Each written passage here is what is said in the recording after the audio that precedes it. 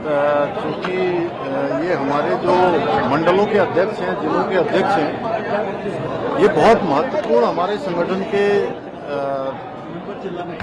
कड़ी के रूप में काम करते हैं, जो सरकार की और संगठन की चीज़ों को आम जन तक ले जाने का काम करते हैं, सरकार की योजनाओं को पहुंचाते हैं, वहां का पूरा फीडबैक देते हैं, कहां पर किस प्रकार की आवश्यकता है, और बूथ और पन्ना प्रमुख तक इनके माध्यम से एक्टिवेशन होता है।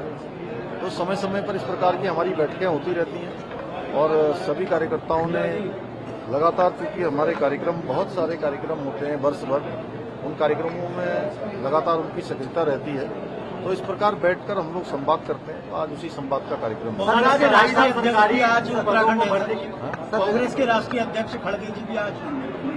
देखिए, अब चूंकि चुनाव आ गया है, तो अभी थोड़े दिनों पहले उनके युवराज भी आए थे और अब अध्यक्ष आए हैं उनके। ये कोई सामान्य प्रक्रिया है, चुनाव के समय में अब आना सबका रहता है। अच्छा होता कि पूरे 5 साल अगर उत्तराखंड के जनता की चिंता करते, यहाँ के लोगों की चिंता करते, यहाँ के सुख दुख में खड़े रहते, तो लोग गंभीरता से लेते कि हर समय आए हैं, इसलिए चुनाव के समय भी आए।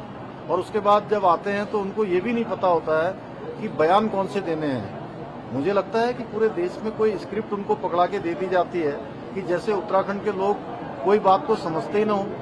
राहुल गांधी यहाँ आए, वो कह रहे थे कि नकल का एक भी मामला जो है यहाँ पर उस पर कार्रवाई नहीं हुई। एक मामला उत्तराखंड में 100 से ज्यादा नकल माफियाओं को, नकल में लिप्त लोगों को जेल भेजने का काम हुआ है।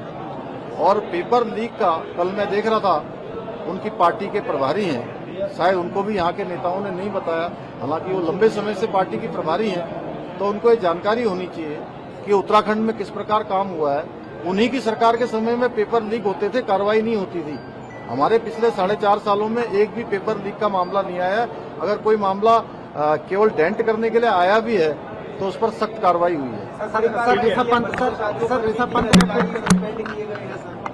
देखिए, वो हमारा संकल्प है, भ्रष्टाचार मुक्त, जीरो टॉलरेंस। और कहीं पर भी, किसी पर भी कोई भी मामला बनता है, कोई अनियमितता का मामला आता है, कोई लापरवाही का मामला आता है, सरकारी काम जो किया जाना चाहिए वो नहीं किया गया है, जनता का काम नहीं किया गया है, तो उस पर कार्रवाई होती ही है हमेशा, और इस पर भी हुई है। जमीन की बात की है। देखिए, ऐसा है कि सर 2,500 पदों पर जो है सरकारी भर्तियां भी जल्द शुरू होने जा रही है, किस तरीके से रहेगा, क्या रहेगा? देखिए, हमारा संकल्प है कि एक भी पद जो खाली है वो हम भरेंगे।